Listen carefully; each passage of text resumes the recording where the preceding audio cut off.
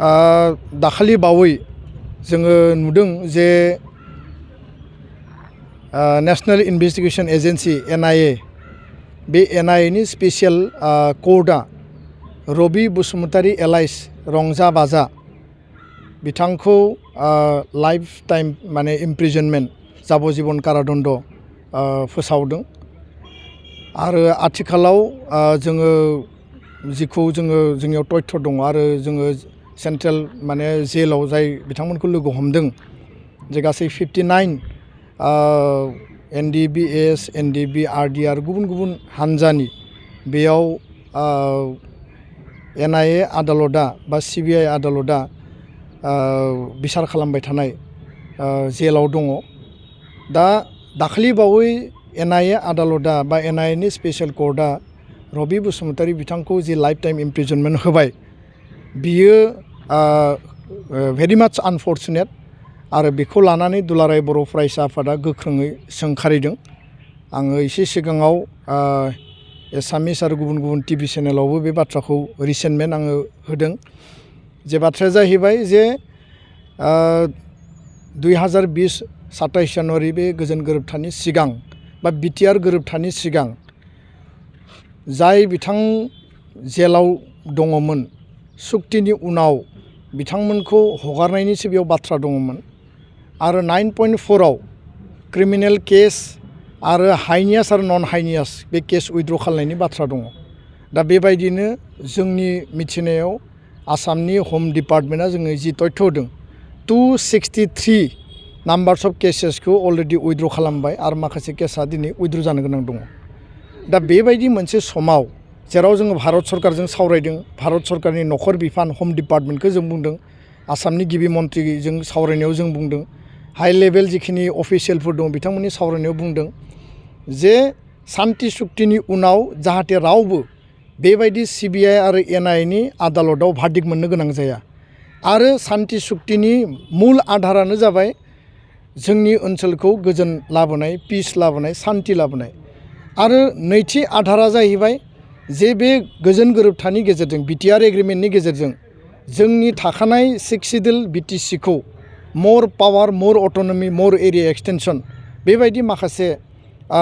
एडिशनेल माने बेयाव राइट्स होनानै बेखौ माने बांसिन क्षमता गोनां खालामनाय।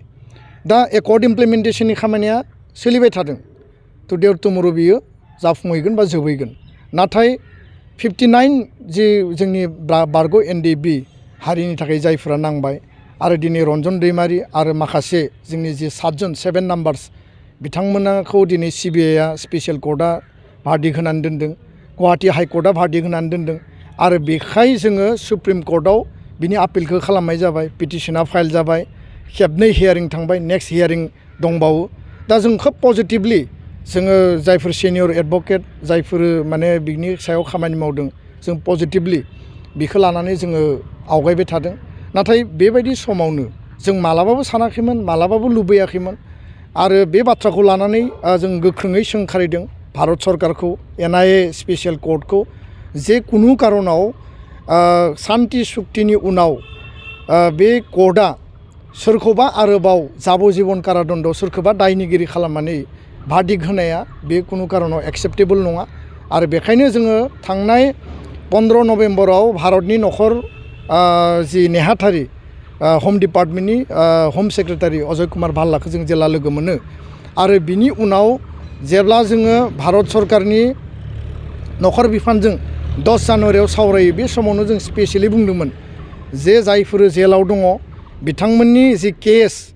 NIA आरो CBI जिखौ खालामबाय थादों बेखौ बन्द खालामनांगौ आरो बेखौ बन्द खालामनायनि गेजेरजों बिथांमोनखौ हगारनायनि बेबस्था खालामनांगौ। दा बिथांमोना बिनि सायाव इनिशिएटिभ लागोन होननानै बुंदोंमोन खिन्थु दिनैबो जोङो लानाय नुवाखै। जोङो स्पेशल कर्ट CBI NIA बा हाइ कर्ट सुप्रिम कर्टखौ जों अनार होयो आरो महामान्य आदालतआ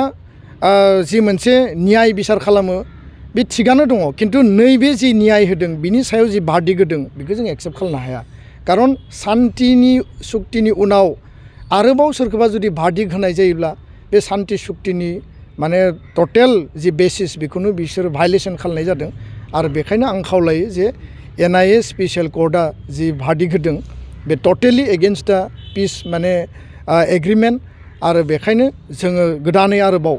बर' हारिनि जानानै